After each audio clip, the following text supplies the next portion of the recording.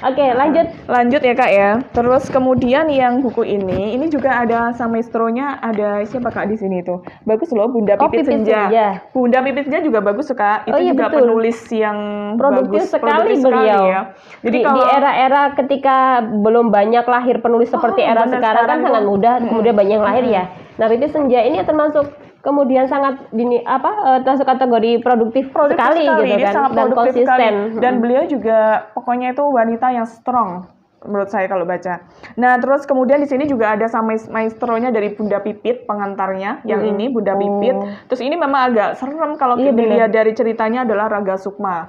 Oh, ini Raga Sukma. Iya, Raga Sukma. Raga Sukma itu memang kalau dari Jawa itu kan Raga Sukma itu kita bisa mengetahui menerawang sesuatu kan ya Kak ya. Benar. Tapi di sini saya mengambil cerita ini terkait ini Kak, Lorong Sunyi. Lorong Sunyi rumah sakit ini saya ambil dari ketika saya mendampingi ayah saya. Ayah saya sakit di rumah sakit tuh hampir 2 bulan. Oh, 2 bulan. Jadi itu ketika saya skrip tesis, kemudian karena saya punya 2 saudara kan, dan kakak sudah berkeluarga dan jauh. Perawatannya kan kemarin di Surabaya, di Geraha Amerta Surabaya, jauh. Terus kemudian bagaimana saya itu mendampingi ayah saya 2 bulan, rasanya seperti itu kan. Dan rumah sakit itu kan mistis ya. Iya, jadi bener. saya ambil cerita ini, Raga Sukma ini. Oh gitu. Ini bukan lokasinya Desa Penari bukannya? Bukan, jangan khawatir. Ini bukan KKN Desa Penari karena ini kumpulan dari beberapa penulis, cuma ngambilnya ini. Dan juga ada cerita dari sang maestro Bunda Pipit. Bunda Pipit. Jadi Bunda Pipit ikut nulis cerita di sini? Iya, di bagian pertama. Gitu. Di bagian, bukan cuma ngasih prolog aja ya? Tapi Bunda Pipit langsung juga menyumbangkan tulisannya. Oh, luar biasa. Oh, ini Arwah Gentayangan ditulis oleh Pipit Senja. Jadi alhamdulillah. Jadi buku ini keren Kak. Jadi saya bersyukur banget. Jadi saya memasukkan 2 cerita orang tua saya. Yang pertama itu saya belajar dari ibu saya yang saya ini tadi Cawang Sinawang, dan juga yang satunya ini Raga Sukma ini adalah ketika saya menemani ayah saya 2 bulan di rumah sakit itu. Oh, gitu. Jadi saya Lorong Sunyi itu karena kan rumah sakit itu biasanya mistis. Ada cerita-cerita hantu mistis. Memang nggak sih di? Iya memang rata-rata seperti itu. Di situ ada menceritakan ada hantu-hantu. Tapi ya dari diantara ini banyak yang laris ini yang terjual. Yang Raga Sukma ini. Oh iya. Orang jadi penasaran kali ya kalau apa aja sih yang diceritakan di dalamnya gitu. Misteri dan horor. Gitu. Jadi komplit sekali Kak ya. Ada Sawang Sinawang. Kalau pengalaman ada ini. Kalau pengalaman Kak Novi sendiri yang kaitannya sama yang misteri dan horor apa tuh? Ada nggak? Kalau misteri dan horor itu saya ini sering bisa sensitif aja, sensitif sama suara, sensitif sama bau-bau. Tapi kalau misalkan diketahui itu nggak pernah. Gitu hanya sensitif saja, tipe-tipe sensitif. Itu sudah bikin merinding loh kalau tahu kayak gitu tuh. Tipe-tipe sensitif gitu ya. Iya bener. Ada lagi banyak banget. Berapa? Itu saja sebenarnya. Ada lagi yang di lain. Ini aja dulu yang direview gitu.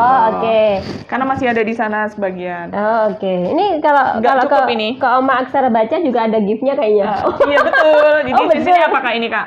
Ini apa ini? Oma Aksara Baca meluangkan waktu 9 menit untuk membaca akan menjadikan lebih kreatif. Nah, kenapa begitu? Karena begini Kak, kalau menurut saya dengan cara membaca itu, kita kan kalau bisa membiasakan diri untuk membaca, salah satunya itu bisa melatih diri untuk kreatif juga. Kenapa 9 Karena menit? ada istilah, kenapa kok 9 menit? Karena 9 menit itu saya menyukai angka 9. Karena gitu. Di dalam WordPress blog itu dulu saya menuliskan bahwa angka 9 itu adalah angka natural, angka asli yang apabila dijumlahkan misalkan 7, berapa ya kemarin itu? 7 tambah 2. Gini. 9, pokoknya nanti bisa dibaca di WordPress ya. Agak sedikit lupa sih, tapi di situ natural dan kemurniannya bagus, dan angka 9 kan angka tertinggi gitu Kak. Betul. Angka tertinggi karena atasnya sudah 0 kan ya. Seperti itu. Itu nanti kalau misalkan mau lihat nilai angka 9 itu bisa dilihat WordPress saya. Jadul sebenarnya di Novia Dwi Rahmawati. Novia Dwi Rahmawati.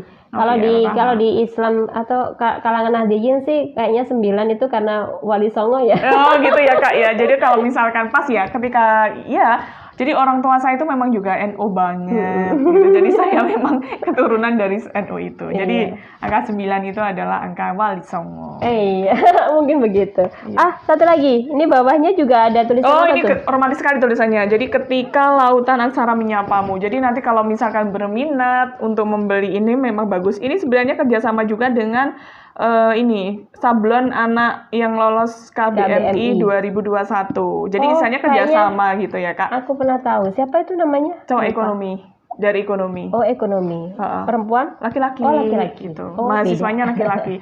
Jadi nanti kalau misalkan mau beli buku plus sablonnya ini bisa. Oh, gitu. Oke. Kalau mau semuanya ulik aja Omah Aksara Baca di Instagram, nanti ada di bawah aku cantumkan, kemudian juga WA bisnisnya. Jangan segan-segan untuk tanyakan, boleh ya. Boleh. Meskipun kita kemudian masih pengen mendapatkan informasi aja, itu boleh ya. Boleh. Kak Novianya baik kok. Baik, insya Allah ya. Insya Allah begitu.